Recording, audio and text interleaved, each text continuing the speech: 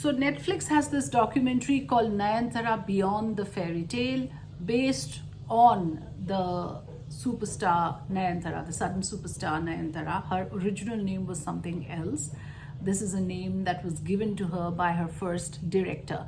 Now, first thing about this is that it is misleading to call it a documentary. It's not really a documentary. It is more like a marriage video come home video come reality TV. It is a PR stunt, come to think of it.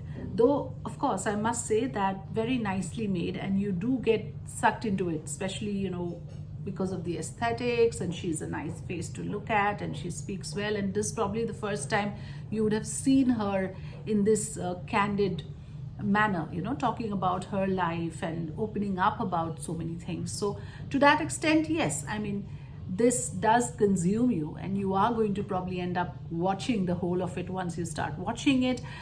It's nicely made. So that extent, of course, like I said, you must give credit where it's due. It's watchable, not to take away from that, but to call it a documentary is a bit flawed, because this would not qualify as that. And secondly, what I found in this genre is that now this is such a smart idea for anyone. I mean, for anyone who attains that sort of fame, it comes with the territory that there is curiosity around your life. And so then to be able to capitalize on that curiosity and make money out of it, I mean, it's a smart idea, no denying. And she's done it in a way also to answer all her critics. Remember, there was a lot of writing, a lot of bad press, I would say, about what happened with Dhanush and then what happened with Prabhu Deva. None of it you find gets space in this documentary. Much of it was glossed over. In fact, I later heard that there was a bit of controversy with Dhanush, whose clip was used, and then he raised hell over it and demanded money for that clip, and that had to be removed. So all the unsavory episodes of her life or things that preceded her marriage does not feature in this documentary. So there's a very selective approach.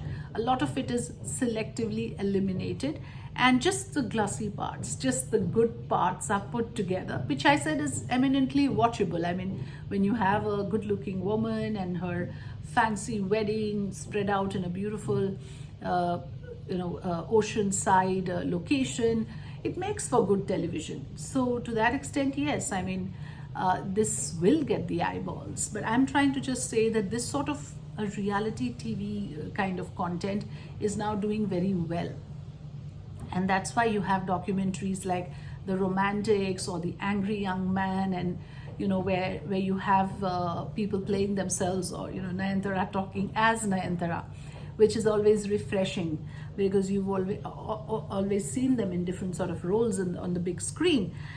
And then, of course, last but not the least, I must call a spade, that it lacks authenticity. Because the moment you make it all very fine and all very glossy and all absolutely with no drama, and there was no, of course they do incorporate a few episodes about a few not episodes, but it's a movie, so a few parts on the illness of her father, and there's a little bit about her having a turbulent affair, but that's about it. Everything else is absolutely rosy.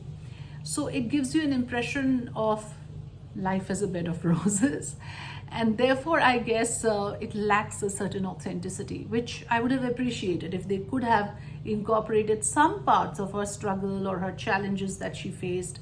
That would have made it more complete. But overall, like I said, Nayanthara Beyond the Fairy Tale is a watchable documentary. Again, I will refrain from using that word.